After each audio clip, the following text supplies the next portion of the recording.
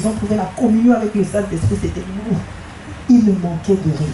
La gloire de Dieu les recouvrait. Ça, c'était la vision de Dieu pour l'humanité. Il se disait, je veux créer un homme et une femme, ils vont se multiplier. Alors nous vivrons dans le bonheur, nous vivrons dans l'intimité. Le soir, je viendrai, je m'assierai là, je dirai, alors Gina, ça a été ta journée. Et comment il va effoler, ça a été... C'était ça le rêve de Dieu. C'était ça que Dieu avait au-dedans de lui. C'était ça son rêve. Voir une humanité qui est une création, qui a tout ce qu'il lui faut pour vivre heureux. Et puis un beau jour, le diable est venu. Il est venu remettre en question le rêve de Dieu. Quel courage! Il est venu dire, oui Dieu, toi tu as rêvé d'une relation paisible avec l'homme. Tu as rêvé d'un homme qui a du travail paisible, dont les comptes en banque sont bien fournis, qui n'a pas de maladie. Un homme qui est apaisé, qui est heureux. Mais moi je viens remettre ça en question. Et le diable a tenté, nous connaissons tous l'histoire d'Adam et Ève.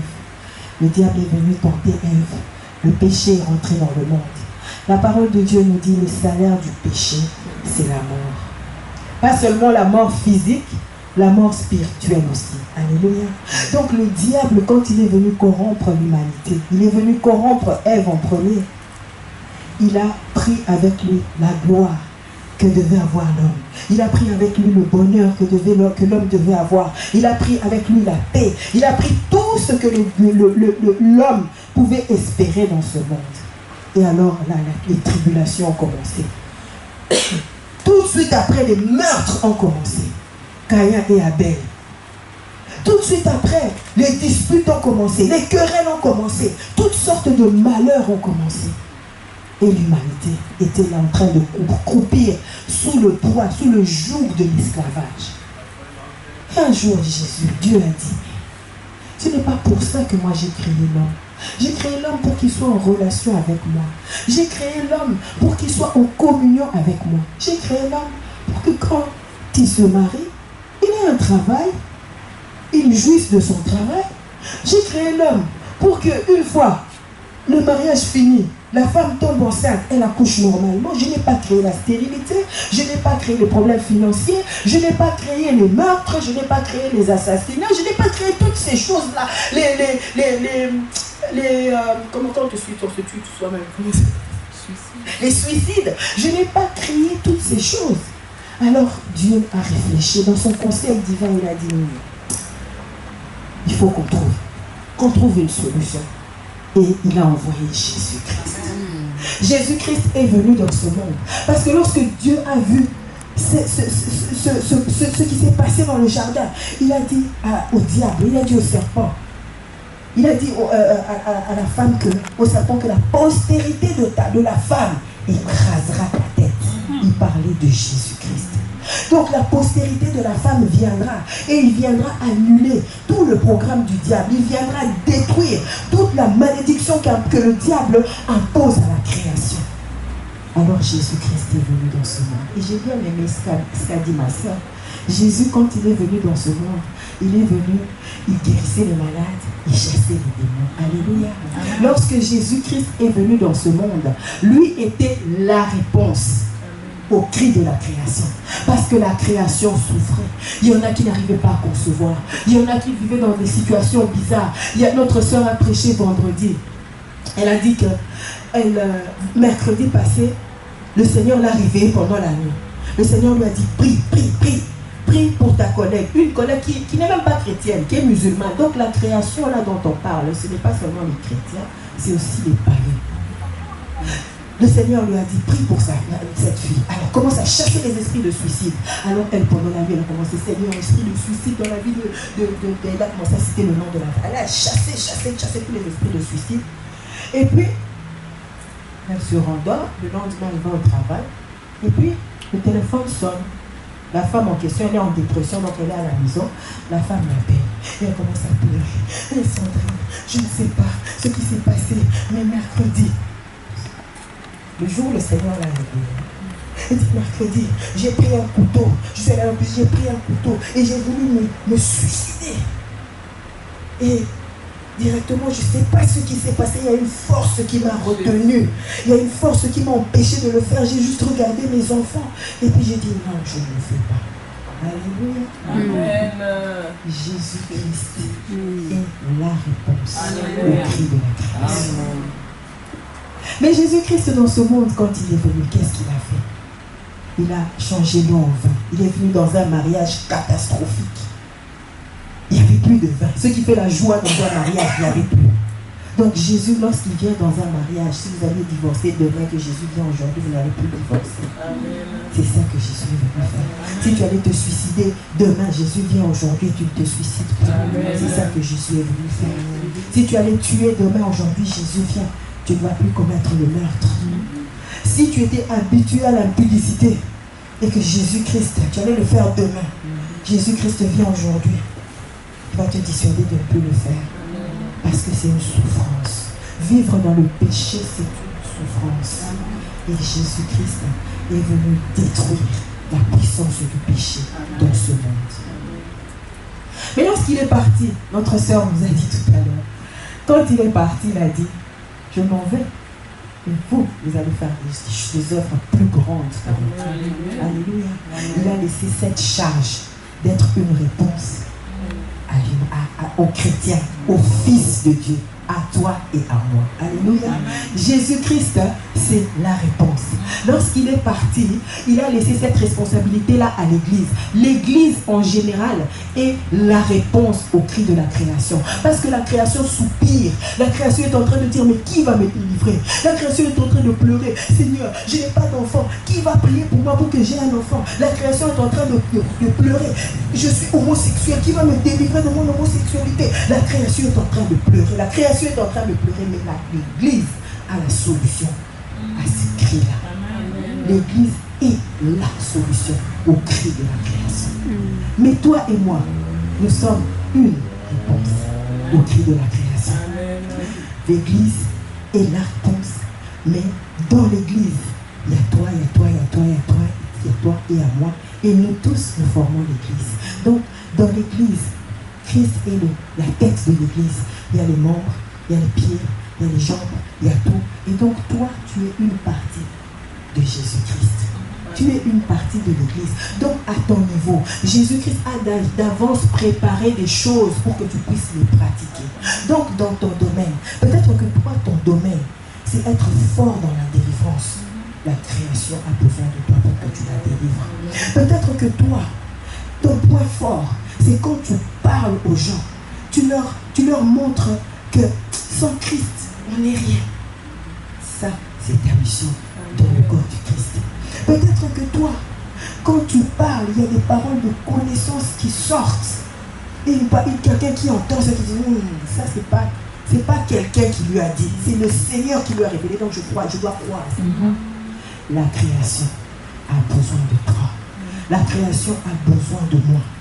Jésus-Christ, quand il est parti, il a dit, bon, moi j'ai fait 33 ans, il a travaillé pendant 3 ans et demi, et puis il est parti, mais il a dit, j'ai confiance en Betty, j'ai confiance en Sylvie, j'ai confiance en José, j'ai confiance en Gina, j'ai confiance en Bibi, j'ai confiance, je sais que moi, je suis parti avec toute ma plénitude, mais je les ai laissés là-bas. Ils sont un corps. Ils doivent rester unis parce que j'ai départi en chacun d'entre eux une part, une dose d'onction. J'ai départi en chacun d'entre eux une part, une dose de solution pour le problème de quelqu'un. Je vous ai dit ici que la sœur Sandrine a été réveillée pendant la nuit pour prier pour cette sœur-là. Enfin, elle n'est pas encore sœur pour le moment, elle est musulmane. Et alors la sœur, la musulmane a commencé à lui expliquer. Je suis née d'une famille où ma mère avait été violée par ses oncles. Alors, la femme en question, ses oncles, donc les oncles de la maman, ont violé la maman. Donc elle est née avec son... Donc la maman s'est mariée finalement après. Et puis, elle a eu cet enfant-là. Et cet enfant-là a été violé aussi par ses oncles. Alors quelque part, il y a quelque chose qui ne va plus dans sa tête parce que Ça descend de génération en génération. Il n'y a pas seulement sa mère qui a été violée par son oncle, elle-même a été violée par son oncle. Maintenant, ses enfants sont en train de commettre l'inceste entre eux. Alors, elle se dit à quoi pour vivre? Pourquoi est-ce que je vais continuer à me promener? Qu'est-ce que je vais faire dans ce monde? Alors, je vais me donner la vie. Mais elle ne savait pas. Ce qu'elle ne savait pas, c'est que quand elle était en train de pousser ce cri-là pour se suicider, Jésus avait suscité une réponse. Jésus-Christ avait suscité la sœur Sandrine. Et c'est pourquoi c'est important de réaliser que nous sommes une réponse au cri de la création. Et comment est-ce que je peux être une réponse au cri de la création? C'est ça la question que je dois me poser. Je ne veux pas être longue parce que la sœur Gina a épargné pas mal de choses de ce que j'allais dire. Mais nous allons plus passer du temps à prier, à nous repentir, à réaliser que Seigneur, peut-être que si cet incident s'est produit, c'est parce que j'étais distraite. Je parlais l'autre jour avec maman Marina de cette femme qui a tué son mari. C'est une chrétienne, ce n'est pas une païenne. Donc elle va à l'église depuis sa tendre enfance. Son mari, c'est quelqu'un aussi d'église. Donc c'est des gens qui viennent à l'église tous les dimanches, qui servent. Mais elle a pris licence, elle a versé sur son mari, et aujourd'hui, son mari, je crois qu'il est déjà intégré, on devait l'enterrer cet avant-midi. Quelle catastrophe! Moi, j'ai dit, Seigneur, honte à nous, les serviteurs, les servantes de Dieu. Honte à nous, l'église, Seigneur. Honte à nous. Parce que je me dis, Seigneur, peut-être que sa réponse, c'était toi. Peut-être que sa réponse, c'était moi. Elle avait peut-être juste besoin que quelqu'un lui parle en lui disant, le Seigneur me dit de te dire que demain, tu as le projet de mettre l'essence sur ton mari et de le brûler, mais le Seigneur te dit de ne pas le faire parce que je connais les projets que j'ai pour toi. Projet de paix et non de malheur, afin de te donner un avenir et de l'espérance. Mais personne n'était là. Il paraît qu'ils avaient déjà des problèmes de couple depuis longtemps, mais personne ne s'est occupé d'eux. Et la responsabilité, moi je trouve qu'elle est partagée entre monsieur, madame et l'église. Alors que cela puisse nous réveiller. Que cela puisse nous réveiller. Parce que peut-être que le Saint-Esprit avait parlé à quelqu'un et que cette personne-là n'était pas disponible. Le Seigneur nous parle tous les jours. Le Seigneur nous téléphone tous les jours. Et j'aime bien, quand on appelle au Congo, en direct, il y a parfois quand tu tombes sur le répondeur, on te dit, le poste de votre correspondant est soit éteint, soit hors du périmètre cellulaire. Peut-être que ce jour-là, le Saint-Esprit était là. Cette fille, elle va commettre un meurtre demain. Elle va commettre un meurtre demain. Sylvie, réveille-toi. Sylvie, réveille-toi, intercède. Le poste de votre correspondant est soit éteint, soit hors du périmètre cellulaire. Réveille-toi, réveille-toi. Elle dort, je vais aller chez Bibi. Bibi, réveille-toi. Bibi, réveille-toi. Demain, il y a quelqu'un qui va commettre un meurtre. Réveille-toi et demain. Le poste de votre correspondant est soit éteint, soit hors du périmètre cellulaire. 10 minutes peut-être avant qu'elle ne commette ce meurtre, le Saint-Esprit a peut-être parlé à moi. Il m'a appelé. Prie, intercède. Il y a quelqu'un là-bas, je ne sais pas dans quel Affligem, je ne sais pas comment ça s'appelle, qui va commettre un meurtre dans 10 minutes. Le Saint-Esprit m'appelle. Alors moi, dans mon lit sous la couette, le Saint-Esprit tombe sur mon répondeur. Le poste de votre correspondant est soit éteint, soit hors du périmètre cellulaire. Et le Seigneur regarde. Et la femme, elle part. Et elle achète l'essence. Et elle vient. Le Seigneur dit, bon, j'ai peut-être une dernière carte, je vais appeler Mimi. Mimi, elle a déjà acheté l'essence. Mimi, elle a déjà acheté l'essence. Elle a les allumettes sur elle. Mimi, le poste de votre correspondant est soit éteint, soit hors du périmètre cellulaire. L'essence, c'est quoi? Allumette, ta. Et la brûlé, monsieur est mort. Et alors on vient, on condamne la femme. Oui, même si elle avait des problèmes. Il y a déjà, j'ai été à un deuil où on disait, il y a des hommes qui disaient, eh, plus de ce message, 500 mètres, 100 mètres. Elle aurait dû peut-être courir, c'est là qui était là. Mais moi, ça m'a fait très mal. Parce que je me suis dit, Seigneur, il y a des gens qui meurent. Peut-être pas physiquement. Peut-être spirituellement, ton frère à côté, ta soeur à côté est en train de mourir. Mais toi, lorsque le Seigneur vient pour te parler de ces choses, toi tu es soit dedans, soit hors du périmètre cérébral. Et le Seigneur a besoin de nous réveiller aujourd'hui. Nous sommes une réponse au cri de la création. Tu es une solution pour ton voisin, tu es une solution pour ta voisine. Et le Seigneur insiste qu'on puisse sortir de la distraction. Le peuple de Dieu est dans la distraction. Les enfants de Dieu sont dans la distraction. Les pasteurs, les servantes de Dieu sont dans la distraction. Tout ce qui peut être une aide pour les autres, on les délaisse aux services sociaux. Moi, parfois j'entre dans le métro et je vois, si vous avez besoin d'un problème, 0800, machin. Mais qu'est-ce qu'on va leur enseigner là-bas? La vie, c'est Jésus qui l'a donné. Alors nous avons besoin de nous réveiller et de réaliser que peut-être si ma soeur ici ne se convertit pas, parce que parfois c'est très facile de critiquer les gens qui viennent à l'église et qui ne changent pas. En tout cas vraiment l'église, tu vas dire qu'il faut changer, en tout cas vraiment l'église, parce que l'église, en tout cas vraiment l'église, en tout cas église, mais quelle est ta part? Combien de temps est-ce que toi tu passes pour prier pour ces personnes-là qui viennent avec le désordre dans l'église? Combien de fois est-ce que tu peux jeûner pour ces personnes-là parce que tu es une réponse? Toi, le Seigneur t'a délivré de l'impudicité. Le Seigneur t'a délivré du vol. Le Seigneur t'a délivré de toutes ces choses-là. Eux sont encore dedans. Tu as été délivré par grâce. Alors, sois une réponse pour ta soeur. Sois une réponse pour ton frère. Nous devons arrêter le jugement. Nous devons arrêter de juger les autres. Nous devons nous dire, bon, elle est comme ça, c'est vrai. Moi, pour ma part, qu'est-ce que je peux faire? Pour ma part, peut-être un jour de jeûne par semaine. Peut-être 30 minutes par jour pour cette sœur-là. Peut-être 20 minutes, peut-être le matin quand je me réveille. Saint-Esprit, souviens-toi de cette sœur, parce que si elle meurt aujourd'hui, elle va en enfer. Et alors, le jour où nous paraîtrons devant le Seigneur de gloire, il nous dira, je te condamne pour non-assistance à l'église en danger. Nous venons là très promptement, nous critiquons promptement. Oui, tu as entendu, tu as vu cette soeur-là, et d'ailleurs, elle trompe son mari, et elle fait ci, et elle fait ça, et elle a fait ci, et elle a fait ça. Nous jugeons promptement. Mais qu'est-ce que nous faisons pour qu'ils puissent s'en sortir? Qu'est-ce que nous faisons pour que ces gens-là puissent sortir des mauvaises choses que nous leur reprochons? Alléluia. Je suis une réponse au cri de la création. Alors je dois arrêter la distraction. Je dois réaliser que Jésus-Christ, lorsqu'il est monté, il m'a laissé une mission. Je n'ai pas le droit d'être éteint hors du périmètre cellulaire. Je dois être disponible tout le temps. 24 heures sur 24.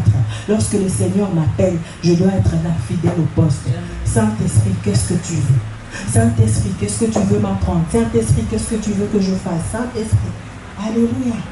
Tu es une réponse au cri de la création. Il y a quelques années, pendant la prière, c'était à une veillée. Le pasteur était en train de prier pour une soeur. Et puis subitement, la soeur a commencé à s'étrangler. Et en citant son mari, elle disait, je veux le tuer, je veux le tuer, je veux le tuer. Elle avait des esprits de suicide en elle. Et après avoir parlé avec elle, on a appris que plusieurs fois la nuit, elle était venue voir son mari. Alors elle disait, elle le regardait, toi tu me fais souffrir ici, attends, tu vas voir ce que je vais te faire. Elle allait, elle prenait un couteau dans la cuisine et elle venait pour le poignarder, mais il y avait toujours quelque chose qui l'empêchait de le faire. Elle n'a pas fait ça une fois, elle n'a pas fait ça deux fois, elle a fait ça plusieurs fois. Alléluia. Mais ce jour-là, elle a trouvé la réponse à son cri à l'église. Mais combien ne trouvent pas de réponse? Alors, essaye un peu de réaliser que tu n'as plus le temps à critiquer, à te plaindre. Ton Seigneur, je suis une réponse pour la création. Mais Seigneur, comment est-ce que tu veux que je réponde au cri de la création? Seigneur, j'ai besoin de réaliser quels sont mes points forts. Qu'est-ce que je dois mettre à ton service, Seigneur, pour que cette création-là puisse retourner dans le bonheur que toi tu avais prévu dans le jardin d'Éden, où il y avait la gloire de Dieu, où Adam et Ève n'avaient besoin de rien. Ils allaient là, Ève peut-être elle dit, ah mais peut-être toi tu as nommé cet animal-là, tu as dit que c'était le lion, sauf que ça n'avait pas été plus joli que ce soit un léopard, celui-là est pas lion.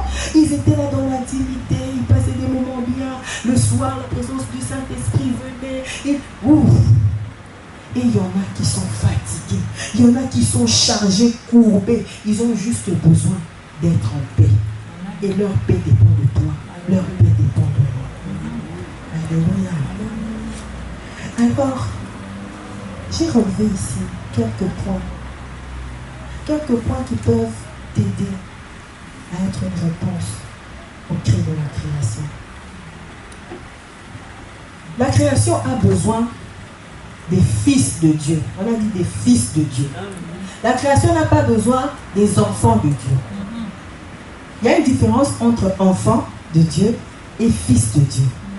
Fils de Dieu, ce sont ceux qui sont remplis du Saint-Esprit, conduits par le Saint-Esprit. La création a besoin, la création est en train de soupirer après ce genre de choses, de ce genre de personnes-là.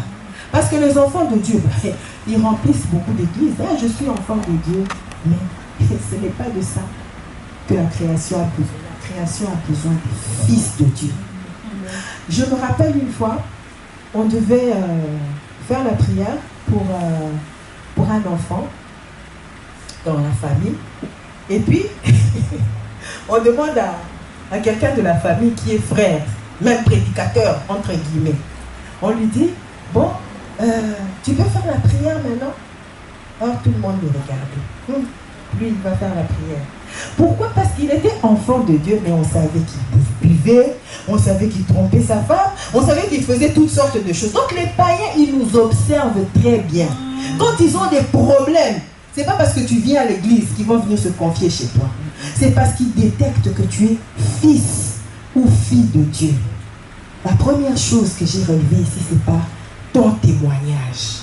Tu dois avoir un bon témoignage. Par ton témoignage, les gens disent, quand on va dans les fêtes, les païens, ne vous inquiétez pas, ils observent, même s'ils sont là, ils nous critiquent, ils voient, Azama Méloé, Azama Pasteur, ils nous envient. Alléluia. Quand tu as le Saint-Esprit, tu dois être fier, parce que tu as ce que l'or et l'argent ne peuvent pas acheter. Et ne vous inquiétez pas, les païens nous envient. Alors, ils observent, ils vont dans les fêtes, ils regardent. Enfant de Dieu, qui va à la prière, qui va à l'église. Quand on met Yamado, premier sur la piste. Le païen observe, il regarde sur ta table. Un petit verre de vin, un petit verre de lait. Ça suffit pour choquer un païen. Un petit verre. Parce que toi tu dis, oui, je prends un petit verre en mangeant, je prends un petit verre juste comme ça, quoi. Mais le jour où un païen aura des problèmes sérieux, il va se rappeler de tout ça. Il va se dire, celle-là quand on va dans les fêtes, il danse Yamado. Celle-là quand on va dans les fêtes, je vois sur la table le l'œuf, les becs, c'est tout ça. Alors, j'ai observé là-bas, maman Mimi, quand on va dans les fêtes, elle est toujours sérieuse. Quand on commence à parler des causeries bizarres là, elle rigole pas. Quand on est dans une discussion, elle sort toujours des paroles de sagesse. Quand tout le monde est en train de prendre la lèvre, la bex, elle prend toujours du jus, du coca de l'eau. Alors si, maintenant que je suis tourmentée par un esprit impur, c'est chez elle que je vais aller. Alors soignons notre témoignage. Parce que notre témoignage peut faire que tu sois soit une réponse au cri de la création, soit que tu entraînes la création encore plus bas. Soigne ton témoignage. Il y a des choses dont tu dois te priver. Tu te dis, mais qu'est-ce que ça fait? Parce que j'entends parfois même des serviteurs de Dieu qui boivent un petit verre, ils disent, qu'est-ce que ça fait en mangeant? Je peux prendre un petit verre. Mais il y a des choses dont tu dois te priver si tu sais que tu es une réponse au cri de la création. Parce que toi, tu prends peut-être un petit verre, mais quand lui va te voir, il va pas se dire que non, tu te limites à ce petit verre-là. Il va peut-être se dire que non, chez toi, ici, devant tout le monde, tu prends un petit verre. C'est que chez toi, à la maison, peut-être que tu t'enivres. Alors moi, j'ai mon problème. Je vais venir te dire à toi mon problème pour que quand tu seras ivre, tu commences à faire. Parce que quand on est ivre, là, on raconte n'importe quoi. Alors, tu vas commencer à sortir mes secrets là-bas et tu sais, elle a avorté 6 fois. Les pères je ne vais pas lui dire. Je préfère mourir avec mon problème. Et c'est comme ça qu'il y a des personnes qui meurent avec leurs problèmes. Alors faisons un effort. Si tu es fils de Dieu, tu dois soigner ton témoignage. Tu dois renoncer à certaines choses qui sont même, ça peut être légitime. C'est pas vraiment très grave. Prendre un verre de vin, c'est quoi? Mais tu dois te priver de ça pour être une réponse au cri de quelqu'un. En parlant de témoignage, il y a 2 aspects de témoignage. Le témoignage que toi tu apportes de toi-même et le témoignage que tu sors de ta bouche. Les personnes qui sont autour de nous et qui entendent ce que Dieu a fait dans ta vie et qui t'entendent le proclamer, comme maman Gina a dit tout à l'heure, comment est-ce que le Seigneur a fait qu'un bâtiment qu'on lui a refusé, après la prière d'intercession, le Seigneur lui a donné des directives pour que ce propriétaire-là change d'avis. C'est un témoignage. S'il y avait quelqu'un ici qui était dans le même cas, qui se disait, à qui on avait refusé un dossier, il fait dire, ah, Seigneur, si tu as fait pour maman Gina, c'est que tu peux le faire aussi pour moi. Donc, le Fils de Dieu doit aussi témoigner ce que le Seigneur fait dans sa vie. Yes. Par mon intercession. L'intercession. Lorsque tu passes du temps dans la prière, le Seigneur te révèle des choses cachées, des choses que tu ne connaissais pas. Le Seigneur peut te donner comme ça, sur un tableau, la vie de quelqu'un. Et tu viens en aide à cette création-là. C'est pourquoi nous devons prendre le temps. Au lieu de nous plaindre des autres, prendre le temps d'intercéder. Si tu pries pour une personne, le Seigneur finira par te révéler quel est son problème. Le Seigneur finira par te donner des directives. Comment aider la personne à s'en sortir. C'est que ce qui nous tue, nous, dans l'église, c'est que nous jugeons juste et nous ne faisons rien. Mais alors, changeons sur ce point-là. Commençons à intercéder. Si tu sais donc la pécheresse est la plus grande dans l'église, tu te dis, je prends une semaine, je vais jeûner. Je vais prier pour cette personne-là. Même si elle vient, elle s'habille comme ma soeur a dit, elle mettait toujours des petites jupes comme ça. Même si elle met des petites jupes, même si elle met des petites jupes jusqu'ici, toi intercède. Et au fur et à mesure que tu vas intercéder, peut-être que tu vas voir que la situation va encore empirer. Mais ne la juge pas. Toi, continue à intercéder. C'est ça le Fils de Dieu dont la création a besoin. Alléluia. Tu intercèdes. Seigneur, je prie pour elle. Seigneur. Et puis le Seigneur va commencer à te révéler des choses. Il va te dire que cette sœur, si tu la vois comme ça, c'est parce que dans son enfance, elle a connu ça. Et c'est ce qui explique maintenant qu'elle se comporte de telle manière. Alors tu vas la voir, tu dis, ma sœur, le Seigneur me dit que lorsque tu avais 6 ans, tu as connu un viol, ton papa t'avait violé. Et alors, après, ta maman ne t'a pas protégé.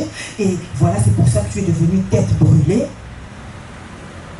Même si elle portait des mounis jusqu'ici, dimanche prochain, elle va venir avec nous. Ça va peut-être pousser jusque-là.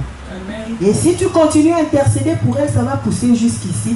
Et alors le Seigneur, à la fin, il va t'acclamer, il va dire, voilà, tu es une réponse au cri de la création. Alléluia.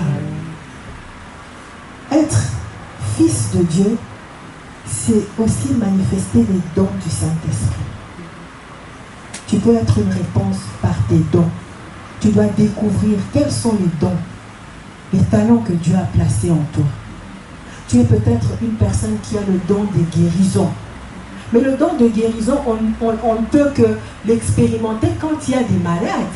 Tu dois oser. Si le Seigneur t'a dit, oui, j'ai le don de guérison, j'ai le don. Mais le don de guérison là, c'est pour quoi faire? C'est pour venir ici à l'église, oui Seigneur, j'ai le don de guérison. Non, le don de guérison, c'est pour l'exercer. Tu dois l'exercer. Il y a des gens qui sont ici, qui sont malades. Il y a parfois des maladies honteuses qu'on ne peut pas dire devant tout le monde. Tu as ce don de guérison-là.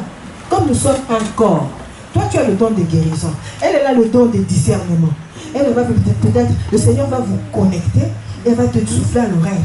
Ah, la maman là que tu vois, Dieu m'a montré qu'elle a ça. Et toi, tu vas aller, tu vas poser les mains. C'est pour ça que je disais que nous sommes une réponse. L'Église est la réponse. Nous devons travailler en complémentarité. Nous n'avons pas tous les dons. Il y a Jésus-Christ qui était l'appelé. Donc lui, il avait tous les dons. Discernement des esprits, parole de connaissance, et guérison, et tout, et miracle, et tout. Jésus avait tout ça en lui. Mais Jésus-Christ a laissé l'Église. Et toi, tu as peut-être le don de discernement des esprits. L'autre a le don des miracles. L'autre a le don des guérisons. Alors, ensemble, unis, nous serons la réponse au cri de la création. La création cherche les vrais fils de Dieu, remplis du Saint-Esprit, pour les aider à s'en sortir. Sans toi, sans moi, la création va aller son pire. Alors nous voulons nous lever et dire à Dieu, Seigneur, pardonne-moi ma distraction, Seigneur. Pardonne-moi parce que très souvent je ne réalise pas qui je suis. Je me minimise. Je passe plus de temps à parler que à prendre conscience que si moi je n'interviens pas, si moi je n'agis pas, il y a quelqu'un qui va mourir à côté. Si moi je ne parle pas, il y a quelqu'un qui va se suicider demain. Si moi je ne réagis pas, il y a quelqu'un qui va tuer après-demain. Alors Seigneur, pardonne-moi. J'étais longtemps dans la distraction. J'ai voulu vivre comme tout le monde.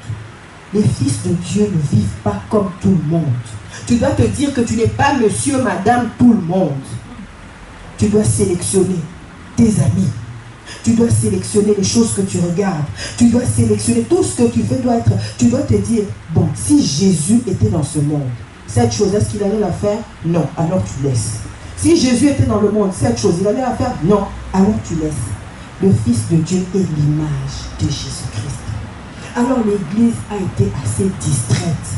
L'Église n'est pas celle que Jésus-Christ, celle qui était dans le rêve de Jésus. Jésus, quand il est parti, il s'est dit, oh, moi je suis à l'aise, je suis peinard, je pars, je les ai assez formés, maintenant ils peuvent continuer. Notre sœur a dit, ils feront des œuvres plus grandes que celles que j'en ai faites.